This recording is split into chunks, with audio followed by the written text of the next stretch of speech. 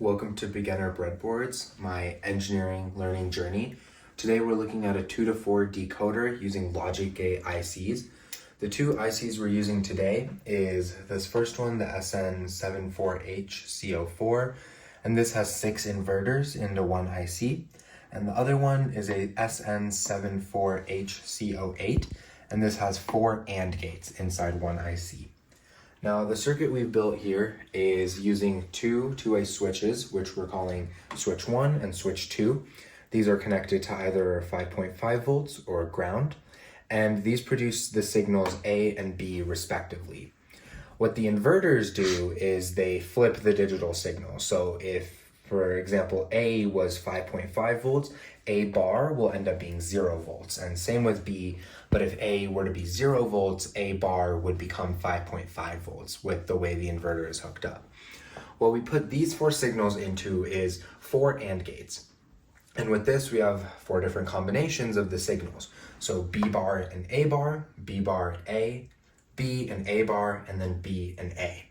Now the AND gate will light an LED when both of these signals are high. So when B bar and A bar are both high, this first LED will light, and then that continues on for all of them. So this is our little table here that shows what switch 1 and switch 2 are, so A and B signals, and when the LED will light based off of what the signals are. So we can move over to the breadboard now, where we have the experiment all set up. We also have these two that show the way the ICs are set up. With each IC, we had to connect a ground and a VCC, which is at 5.5 volts. And then we use the various pins to get the input and output from the ICs. Same thing here with the AND gates.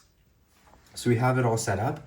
This first IC is the inverter, and we're only using 2 of the inverters within this. There's 6 in total. And then this last one is the AND gates. We're using all 4 of them within that single IC. We have our 4 LEDs set up, and then these 2 switches, which are the two-way switches producing signal A and signal B.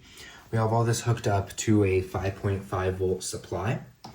And so now when we move the switches and we change the signal, it goes to a different LED, and we can do that again. And then if we change this one back, we'll have all the LEDs. So with the different states, we can keep moving back and forth between all 4 of the LEDs based off of what signal A and B are being given, based off of these wires that are connecting the two-way switch to either 5.5 volts or ground.